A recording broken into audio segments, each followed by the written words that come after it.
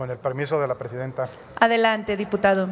Compañeras y compañeros diputados, hace 162 años, 6 de septiembre de 1860, el presidente Juárez proclamó las leyes de reforma, normas cuya influencia siguen impactando a nuestra Constitución actual.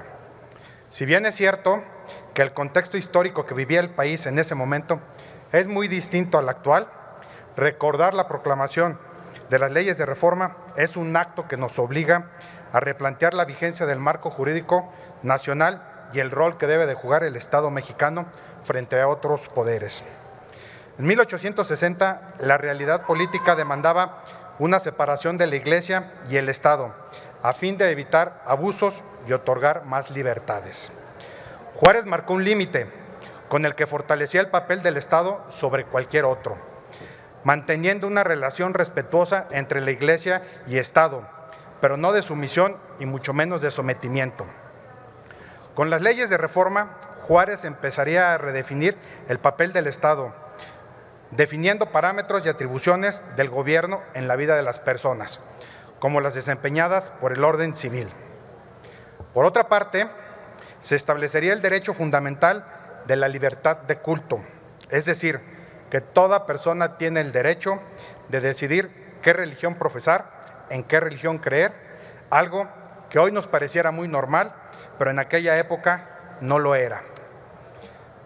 A pesar del gran impacto de estas medidas, no todo fue fácil ni sencillo.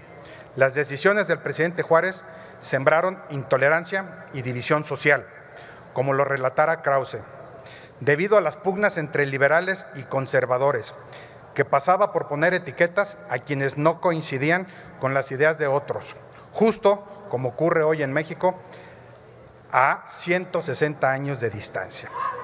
Hoy vivimos en un México distinto al de 1860 y, sin embargo, podemos encontrar ciertas similitudes.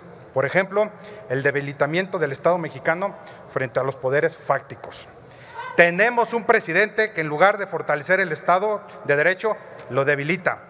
Tenemos un presidente que, en lugar de fortalecer la autoridad del Estado y más sobre el crimen organizado, se supedita. Tenemos un presidente que, en lugar de fortalecer a las autoridades civiles, prefiere desmantelarlas. Compañeras y compañeros, las leyes de reforma marcaron un hito en la historia de México.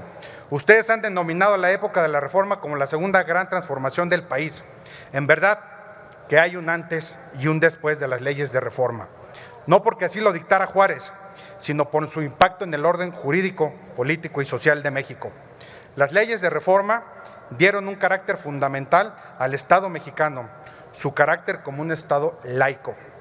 Hoy nuestro país atraviesa por un proceso de militarización que ustedes niegan, pero aprueban. Retomemos este espíritu de leyes de reforma, esta vez para separar y respetar el poder civil del poder militar. En el PAN, con actitud reformista, seguiremos impulsando aquellas leyes que buscan poner los intereses de la nación por encima de los intereses del presidente. Aquellas reformas que sirvan para salvar a México de esta destrucción que se está llevando a cabo. Es cuanto, presidenta. Muchas gracias a todos.